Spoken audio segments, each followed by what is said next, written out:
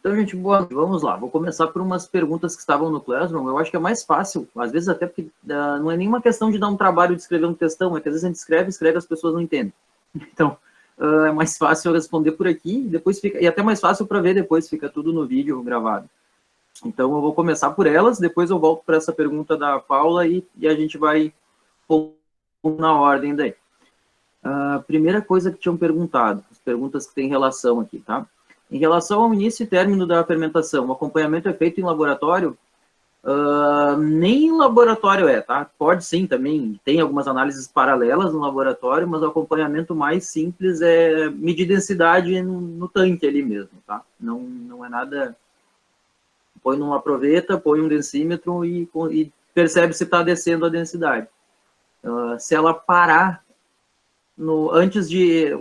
na verdade, é importante falar alguns números. A densidade do mosto vai estar ali certamente acima de 1000, né? E ela acaba abaixo de 1000. Acaba mais o vinho, por incrível que pareça, é mais leve que a água porque tem álcool. Embora ele tenha várias outras moléculas dissolvidas. E então tu vai percebendo, todo dia tem que baixar, todo dia tem que baixar. Se um dia ele para antes ali de próximo de 1000, abaixo de 1000, alguma coisa aconteceu de errado. E parou a fermentação por qualquer motivo. Quem faz hidromel deve perceber isso bastante, tá? Não é bem nosso estudo agora, mas hidromel é um meio horrível de fermentar. E ele para antes de terminar os açúcares. No vinho, o normal é que ele termine. Para um vinho de mesa, né? Nada de grandes quantidades de açúcar. Então, basicamente é assim que tu vai vendo. Até que desça a densidade, até que foi abaixo de 1000, e encerrou a fermentação alcoólica. A segunda fermentação, se ela se refere à malolática, aí tem uma pergunta que ela é até um pouco filosófica. Normalmente a gente se refere à segunda fermentação como a fermentação alcoólica para fazer o espumante, que é um tema para mais adiante, que vocês vão ver que é relativamente simples, porque depois de a gente entender as coisas das vinificações, espumante é basicamente fazer uma segunda fermentação, com algumas particularidades. Mas o fato é, esse termo normalmente aparece para segunda fermentação alcoólica, tá? E eu prefiro manter assim e chamar a malolática de uma secundária. Uma secundária tem gente que não gosta filosoficamente, que diz que é uma fermentação secundária, menos importante. Eu nunca entendi isso. Secundário é o que vem depois. E aí tá. Mas, então, pode ser que eventualmente alguém se refira à malolática como segunda fermentação, mas duas fermentações são duas alcoólicas. Tá, mas a gente tem duas fermentações para fazer um vinho de mesa, ou pode ter? Sim, uma alcoólica e uma malolática, se quiser fazer. Então, cuidem para não confundir isso. A gente pode ter essas duas fermentações, a gente não costuma chamar a malolática de segunda fermentação. E não é ela que faz espumante, não é ela que faz nada. Não é ela que faz pão, gente, pelo amor de Deus, tá? Isso não está dito em lugar nenhum. A malolática não serve para fazer iogurte, pepino, salame, mas não serve para fazer pão. E no vinho não é para fazer álcool, serve para degradar ácido málico em lático. Se não, quando ocorre a segunda fermentação, qual a necessidade? Se é para os tintos, basicamente para espumante. Se for a malolática, normalmente para os tintos, né, como a gente conversou, podendo ser para os brancos em casos específicos. Vamos lá. Deixa eu seguir aqui nas perguntas que eu peguei.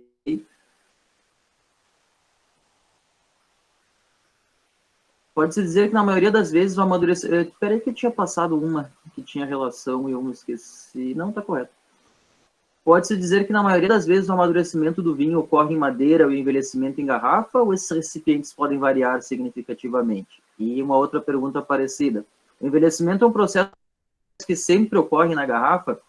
Então, a gente vai ver esses termos sendo usados indistintamente, mas em tese nós deveríamos entender como amadurecimento a fase oxidativa, em barrica, e amadurecimento a fase redutiva em garrafa, lá de onde vem os aromas terciários, tá? Sobretudo. O buquê, na verdade, ambas têm aromas que a gente considera terciário, algumas vezes tem divergência e alguns consideram que carvalho é aroma secundário, mas na nossa prática, e lá na de sensorial, vocês vão ver eu falar exatamente essa frase, que para a gente não faz a menor diferença, ao fim e ao cabo. o fato é, até porque o carvalho vai aparecer em diferentes momentos a depender do tipo de vinho. Seja num tinto, uma fermentação integral, seja num tinto, normalmente como é, pós-fermentação, né, com vinho já pronto, às vezes com vinho já bem prontinho, às vezes com vinho menos pronto. Isso aí cada um escolhe em função aí do que foi melhor para si ali. E se for branco, ele pode ser uma fermentação alcoólica, uma maloláctica, pode ser um amadurecimento posterior, isso é bem relativo. Então, quando a gente troca ela de lugar, quando a gente diz que o secundário é de fermentativo, o terciário é de envelhecimento, às vezes se perde um pouquinho de onde seria a madeira, mas isso não faz muita diferença para a nossa prática. Em todo caso, o termo adequado seria amadurecer em barricas, oxidativo, envelhecer em garrafas, redutivo. Mas indistintamente se usa a expressão envelhecer. Tá? E tinha uma colocação que a legislação em relação ao vinho muda muito em cada país, enquanto alguns prezam pela história e qualidade, outros visam apenas a venda. Na realidade não é bem isso, tá? As legislações, elas pouco se importam com venda, elas se importam com as características possíveis de ter um vinho em determinada região, né? Que variam. Por exemplo, o Chile tem uma graduação alcoólica muito mais alta que a nossa. O Chile tem falta de acidez. Aqui no Brasil, até a gente ter esse monte de outras regiões, excesso de acidez. Então, cada um vai fazer. Aqui no Brasil a gente tem menos grau alcoólico, no Chile tem mais, na Califórnia tem muito mais, a ponto de que talvez tenha que pôr água no vinho, de ácido tartárico. Então, isso é bem relativo, na realidade. Vamos ver aqui. Se tinha alguma outra pergunta, mas é engraçado, eu tinha a impressão que eu deixei escapar uma. Deixa eu dar uma olhadinha rápida aqui, que daí eu encerro o assunto das perguntas que já estavam postas. Não, aqui foi.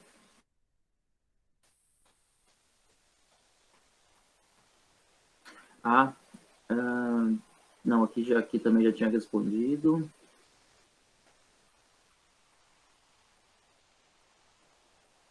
Aqui também.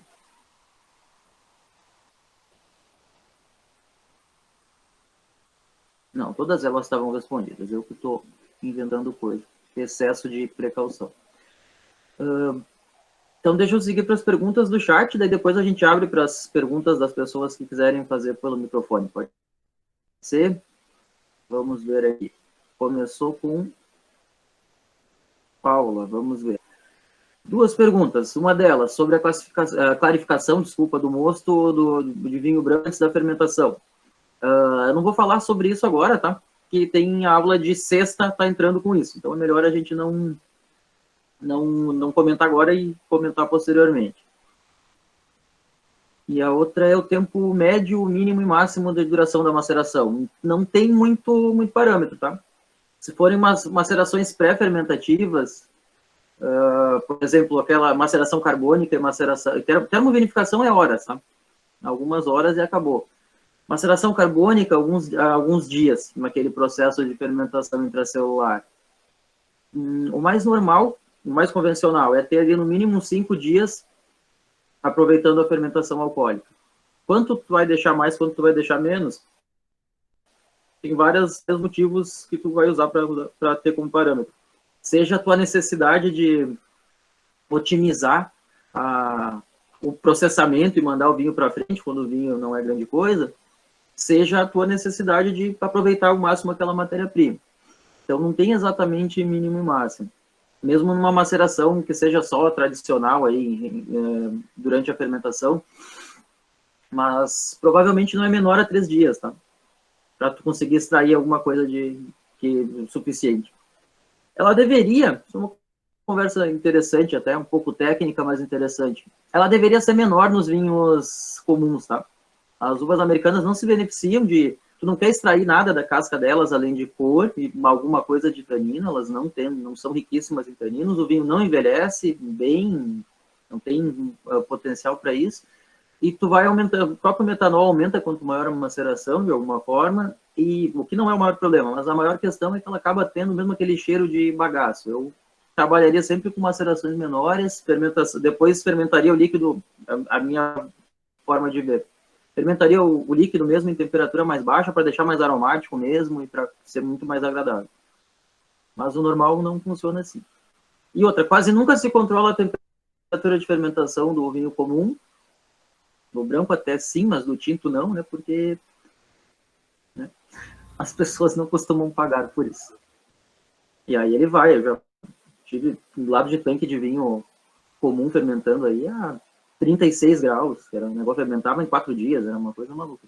Ou até menos, que às vezes a quantidade de açúcar era mais baixa, fermentava rápido, rápido. A terceira pergunta aqui, falar sobre esses vinhos commodity, é o vinho que a gente precisa fazer, né? Porque tem gente que quer e tem gente que quer tomar e tem gente que precisa vender. E basicamente é o vinho que nutre as grandes empresas do mundo. E vamos ver, na própria Europa ali, tu vai tomar vinho de 1, 2 euros, é claro que não é o primor da uva selecionada e coisa e tal, isso aí é impossível. E infelizmente, cada um, né, com os seus problemas e seus gostos, as pessoas adoram vinho muito parecidinho. Elas adoram vinho cada vez mais da moda, encorpadão, cheio de madeira, quase sempre Cabernet Sauvignon. E aí, o que você vai fazer? Às vezes até você teria uva para fazer vinhos mais jovens, com melhor, com mais adequadamente, e acaba optando por fazer esse vinho mais extraído, porque é basicamente o que as pessoas querem. Então, é uma das principais formas aí de ter esses vinhos que são meio parecidos, a preços de abaixo de R$ 20, abaixo de 30, e eventualmente podem ser vinhos leves. A Almaden, por exemplo, e várias outras empresas no mundo, trabalha com vinhos que não são hipermacerados, nem amadeirados, mas nem sempre atraem todo o mercado, todo tipo de mercado. E é muito comum que as pessoas tomem Almaden e digam, esse vinho é pouco, eu gosto de vinho encorpado, eu gosto de vinho não sei o que, esse aqui não tem madeira. Então, muitas vezes é mais o reflexo da necessidade comercial do que propriamente que a empresa queira fazer isso. E uma coisa que não dá muito certo é tentar fazer o vinho bom de um jeito não tão legal, porque acaba se refletindo lá, o público vai ser outro, com mais experiência, isso não funciona bem. Mas é importante dizer, uma boa parte desses vinhos aí famosinhos, e inclusive que me agradam, por exemplo, Caseira del Diablo, Jacob's Creek, vários dessas marcas assim internacionais, elas não são feitas com mais primor, mas seguem basicamente um protocolo. Olha, tantos dias com madeira, tantos dias de maceração, é microoxigenação para que ele fique redondinho. Tinha uma pergunta sobre microoxigenação. E eu perdi.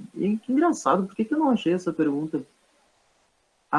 Já sei, porque ela estava no ponto privado. Eu vou deixar para depois, agora que eu já deixei ela, acabei passando dela, e vou terminar as do chat, mas depois eu anoto essa para falar.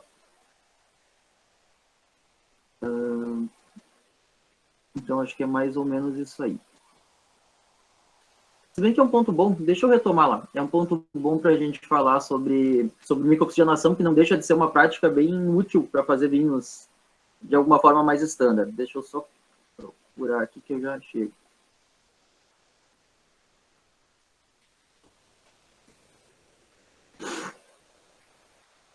Foi o Júnior que perguntou, aqui tá, já vou pegar. Não foi. Eu perdi onde estava a pergunta. Alguém tinha perguntado sobre microoxigenação. Espera aí, deixa eu tentar achar de outro método aqui.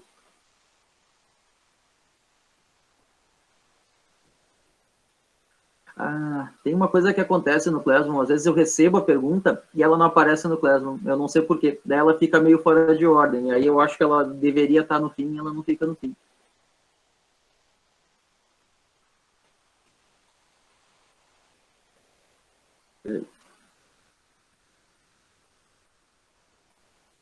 Aqui, gente, desculpem, foi a do SQL que perguntou. Eu sabia que tinha uma pergunta perdida, além da do Júnior, que é sobre o trabalho.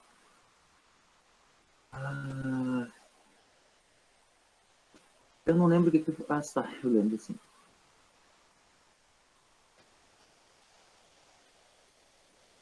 Aqui, a primeira delas, Daí depois eu retomo as perguntas aqui de onde eu parei as do chat. Vamos lá. Era sobre comprar vinhos e deixar em casa por muitos anos na ideia de que fica melhor, não dá muito certo. Não, não dá muito certo. A maior parte do nosso vinho, sobretudo esse vinho standard aí, é para consumo, já tá bom para ser consumido imediato. Ele é feito ali pensando que ele vai demorar uns 2, 3 anos, tudo certinho, né? Se é branco, normalmente menos, e não vai se beneficiar, não vai ser maravilhoso. Então, não faz diferença guardar esse vinho, tá? Como é que eu faço, que é o resto da pergunta, né? Como posso fazer, posso saber até quanto tempo posso deixar o vinho guardado? Conhecendo. Aí não há outro jeito. Desde grandes vinhos até vinhos ok, né? Os vinhos mais comerciais normalmente te dizem ali o potencial para tantos anos. No meu ponto de vista, eles exageram, eles sempre parecem, não sei se é porque tem uma ideia de parecer que é um vinho melhor, ele pode deixar, às vezes eles têm uma, olha assim, como esse vinho não dura 5 anos. Normalmente as importadoras comentam a perspectiva e de um jeito melhor, assim, de um jeito mais realista. Eu particularmente prefiro o comentário das importadoras, mas não tem muito... E claro, a gente imaginando, esse vinho é jovem, provavelmente vai entender que ele é um vinho de 3 anos para menos. Eventualmente é um vinho para 1 ano. Um gamay, por exemplo, como maceração carbônica, é um vinho para 1 ano. Sabendo que em 1 ano ele já não está tão legal. Efetivamente é isso. Aqui tá. E aqui está outra pergunta, já copio aqui para vocês. Mas eu acho que sobre isso de saber vinho, enquanto fica guardado, não tem muita métrica, tá? Branco, evitem. Espumante, nunca. Com exceção de pouquíssimas coisas, é para tomar mesmo, tá? Tintos, os baratos quase sempre para 3 anos, talvez. Baratos eu digo de 50 para baixo, eventualmente até 100 para baixo. Outra coisa, mas eu tenho aqui um baita vinho. Aí tem umas tabelinhas de safra aí que normalmente dizem, o vinho de tal região nesse ano vai ser muito bom. Tá começando a sair umas coisas assim do Brasil, tá? Tem um pessoal aí da ABS fazendo, mas, por exemplo, Bordeaux, isso é muito claro já, assim, na Europa no geral. Tabelinha, como é que foi essa safra? Essa safra foi ruim, não envelhece. Essa safra foi boa, o vinho vai ser mais caro, pode envelhecer, mas isso, de fato, não tem muita métrica, tá? Tem mais, a gente vai conhecendo e na prática já vai percebendo que vinhos que envelhecem mais, que vinhos que envelhecem menos. Outra coisa que é verdade, as pessoas nem sempre entendem como é que é o vinho velho ou não. Então, e não se importam, às vezes, de tomar um vinho que já está passado. Então, às vezes, a percepção da pessoa piora, ajuda a fazer uma coisa até mais fácil, né? Foda-se, vai estar bom de qualquer jeito. E a outra pergunta, deixa eu copiar e pôr aqui para vocês.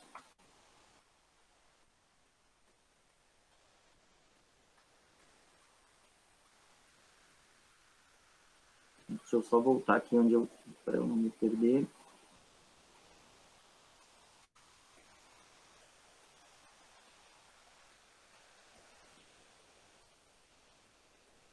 Aqui.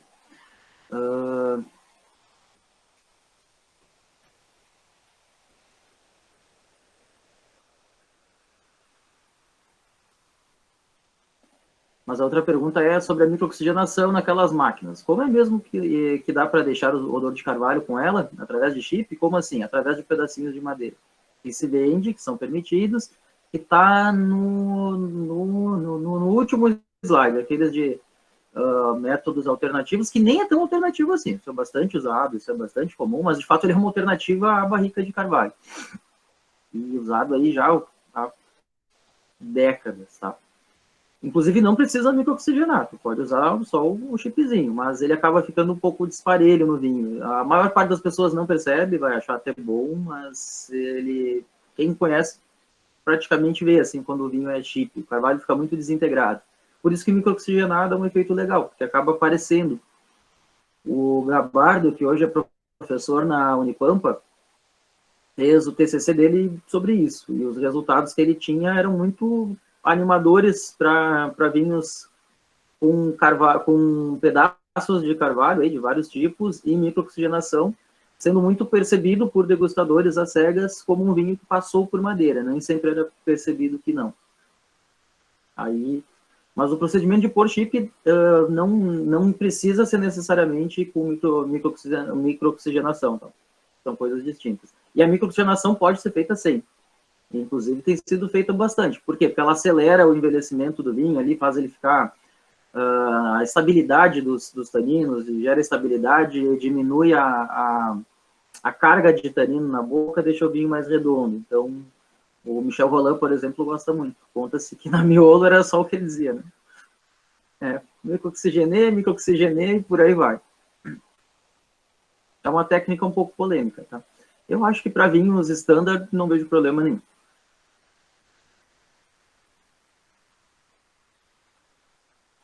Agora sim, agora eu volto para cá. O João disse que tem umas 5 perguntas, já passo para as perguntas novas, vou ler as que estão aqui. Os vinhos de mercado, a maioria prensa ou flor? Normalmente, flor é alguma coisa de prensa, tá? Normalmente isso. Tá bom, já botei a Eli na fila, o João já perguntou alguma coisa. O Luiz Gustavo perguntou que na vinificação do vinho do Porto temos adição de aguardente vínica. Sim. Essa adição ocorre durante a fermentação inicial? Sim. Tá? A gente tem tempo para falar disso mais adiante, mas de antemão eu posso dizer que é isso. Inclusive é por isso que fica com açúcar. E sim, que é basicamente ela para aumentar o teor de álcool, altera a questão do açúcar. Ela aumenta o teor de álcool e acaba com a fermentação, o que resta vira açúcar, que é o que a gente sente quando toma o vinho do Porto. Efetivamente é isso. É uma das formas de parar a fermentação forçadamente. O Alexander pergunta se as propriedades organolépticas do vinho tratam-se das características dos materiais que são capazes de imprimir sensações aos órgãos dos sentidos, ou seja, visão, olfato, paladar, tato e audição. Sim, efetivamente. Com, às vezes, um toque, com o nosso toque, claro, né, subjetivo do quanto que tu percebe aquilo, mas é isso. De fato, a gente olha uma coisa, a parede branca, e a gente rapidamente tem a questão física, tem a nossa, como é que eu vou dizer, transdução do que é isso, e a gente pensando em segundos. Ah, mas no vinho não leva segundos, claro, porque é mais difícil, porque a gente não é acostumado, porque não é uma parede branca, então é mais ou menos isso mesmo.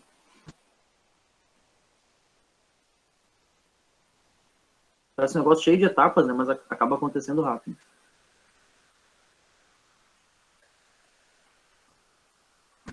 Conhecemos as condições ideais para a produção dos vinhos. Existe alguma produção sob condições totalmente controladas em todas as etapas? Não sei se eu entendi bem a pergunta, mas se a gente consegue dominar todas as variáveis, a gente tenta.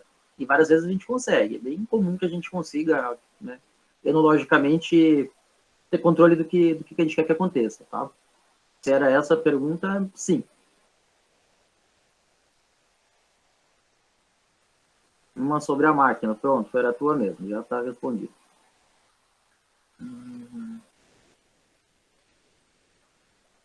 Sim, as gravações estão disponíveis, tá? Tenho posto no mesmo dia. Às vezes eu demoro um pouquinho, porque eu descobri que se eu paro de gravar, como eu disse ontem, ela no mesmo dia aparece para mim, ela aparecia só no outro dia. Só que aí eu acabo linkando alguns vídeos nas perguntas, até para vocês conseguirem localizar. Aí demora um pouquinho, ontem ela aparece mais tarde. Eu só preciso, não estranhe esse tempo que eu fico quieto, porque às vezes eu preciso ler, que é mais fácil do que eu ler, e depois já saber o que eu tenho que ler.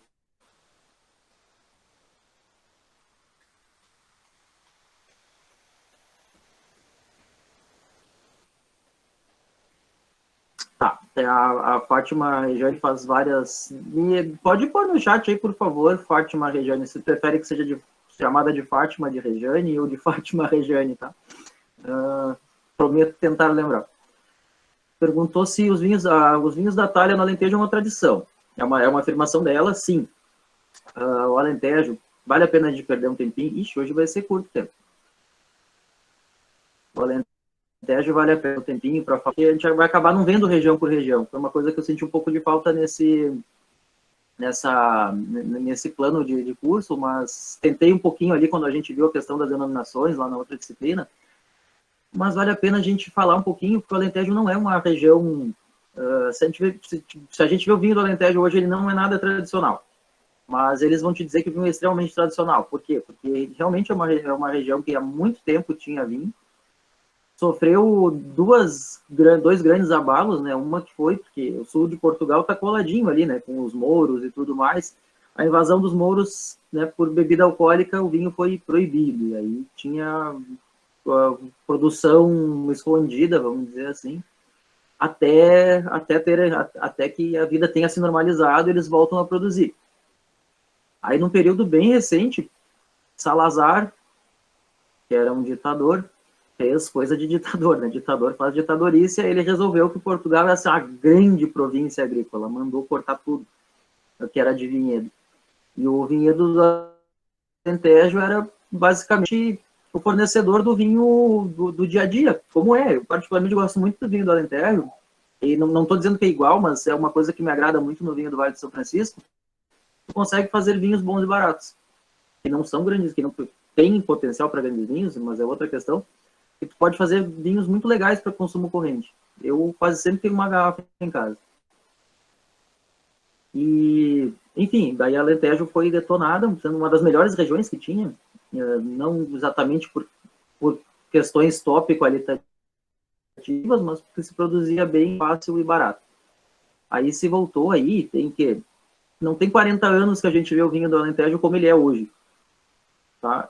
O pessoal da região, já fiz várias formações com eles sempre tentam emplacar essa história, que o vinho do Alentejo tem tradição. Até tem, não esse de hoje, tá? Mas, respondendo concretamente, sim, o vinho da talha é feito de muito tempo, tá? Também alguém tinha perguntado se a talha e o pote era a mesma coisa no Classroom. Sim, é a mesma coisa. O português chama aquele negócio imenso de pote. E é um vinho diferenciado. Tem duas questões aí, vocês não devem gostar que as respostas nunca são curtas, mas eu prefiro que elas sejam longas e tenham vieses do que eu diga, é só isso e eu menti. Tem duas possibilidades. Tem muita gente fazendo vinho na talha, ânfora, o que for, parecido aí, para entrar na onda e para fazer um vinho diferenciado e coisa e tal. Mas o verdadeiro vinho da talha no Alentejo ele é bem diferente. Aqueles videozinhos mostram. Ele é feito com uvas inteiras, esmagadas normalmente à mão, numa mesa que eles chamavam de mesa de ripanço. Por isso que tem um vinho português por aí pelo Brasil que chama ripanço. Era botar a uva numa mesa, num estrado e ficar apertando. Eu botei um vídeo também, se eu não estou enganado, com eles fazendo o ripanço. Aí cai tudo para dentro da talha. E aquilo fermenta. E nunca mais sai a casca, nem os engaços. Inclusive é importante que não saia. Por quê? Porque eles vão depositar no fundo depois de um tempo, depois que acabar a fermentação, e é eles que vão filtrar o vinho que sai da talha. Ou seja, é um vinho extremamente rústico. Eu nunca provei. Aqui no Brasil, na verdade, eu nunca provei, falando bobagem, já provei várias vezes. Aqui no Brasil, chega vinhos feitos em talha, não como um vinho de talha, como é o costume tradicional, e chega vinhos de talha também. Eu nunca provei os tradicionais, era isso que eu ia dizer. Eu nunca fui no Alentejo, no dia de São Martinho, provar um vinho de talha, saindo da talha numa tasca, mas tende a ser um vinho bem rústico. Os que eu tomei são vinhos bem estruturados e com bom potencial de envelhecimento, que tem diferenciais basicamente pela forma como é de longa maceração com presença de engaço. Eu tenho o que chama Arte Terra, que é um espetáculo de vinho, um espetáculo mesmo. E o Ripanço não é exatamente um vinho de Itália, mas é outro vinho espetacular. Como é que chama? José de Souza tem vinhos muito bons, só que a gente está falando de 300, 400 reais, todos em talha, assim, muito bons. Mas a matéria, uma coisa só para aproveitar, porque a pergunta na sequência era qual a diferença do sabor e aroma do vinho da talha e de pote, que é tudo a mesma coisa. As diferenças eu falei, mas aí se tem diferença por causa do recipiente, que não foi bem essa pergunta, não muita, tá? Ele era um recipiente que tinha melhor troca térmica para aquela época, podia aspergir água, enterrar vão, mas o recipiente em si é barro cozido, em tese não tem lá uma diferença tão grande. Se fizer uma pesquisa mais com fundamento, provavelmente descubra assim, mais oxigenação, até mesmo alguma oxidação. E depois, a última pergunta, se os vinhos de mesa mais baratos, como o vinho do Padre, Sangue de Boi, são vinhos de prensa ou flor? Provavelmente as duas coisas. Não tem vazão. Primeiro que tu não tem muito diferencial de qualidade num vinho de uva americana, ou seja, tu não faz um vinho de uva americana de mosto flor, de vinho flor e outro de vinho prensa. Tu vai fazer tudo indistintamente por no mesmo lugar. E também não tem viabilidade de fazer um vinho só de prensa. É muito diferente, é muito duro e apodrece com uma facilidade tremenda. Então ele nunca está sozinho. Faz sempre as duas coisas. Depois o João Luiz, os vinhos do mercado, a maioria são prensa ou flor? Bom, daí de fato é como eu comentei, nunca é um só. A maior parte dos vinhos finos vão ser flor ou alguma coisa de prensa junto. E isso pode ser inclusive em grandes vinhos, porque o vinho prensa adiciona características interessantes para alguns vinhos, se ele for envelhecer, coisa e tal. Mas não, quase sempre vai ter as duas coisas. E claro, quanto mais barato, mais tende a ser vinho de prensa. Sendo que a maior parte do vinho que se produz não é prensa, né? A gente vai ter ali 70% de rendimento, isso, eu entro com 100 quilos de uva, tiro 70 litros de vinho, e 50 a 60 desses litros é vinho flor, ou mosto flor, ou seja, quer dizer que tem pouco vinho prensa. Numa empresa grande, tu até faria um lote imenso, mas não tem muito vinho para sustentar esse montão de marcas de vinhos baratos. Então, não é o vinho preponderante. Como filtram as borras, tem lá na aula de vinho tinto mesmo, tem ali que eu comento que usa o filtro prensa, sobretudo.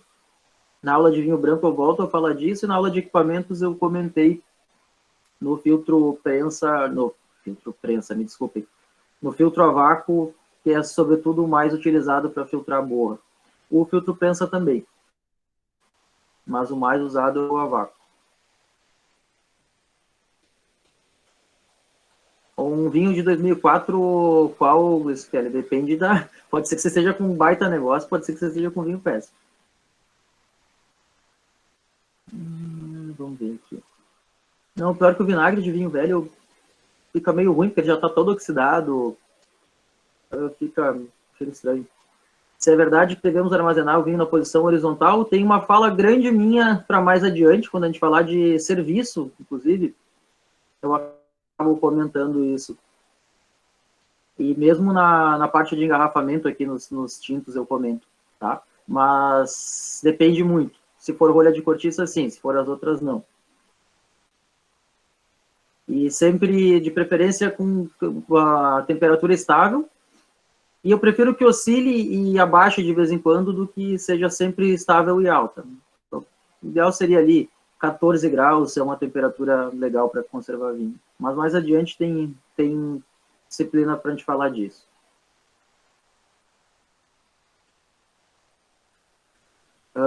Vinho com rolha, também tem, que o vinho com rolha para melhor conservação deve ser conservado deitado para umedecer as rolhas, sim, é isso. O tempo que eles ficam no supermercado, eventualmente pode ser demais, mas quase sempre dá certo, quase sempre eles giram e acabam não estragando o vinho.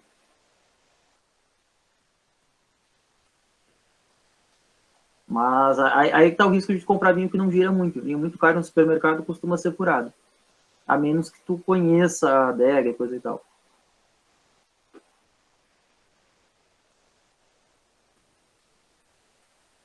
Pode ser Fátima, tudo bem, já está anotado aqui mentalmente.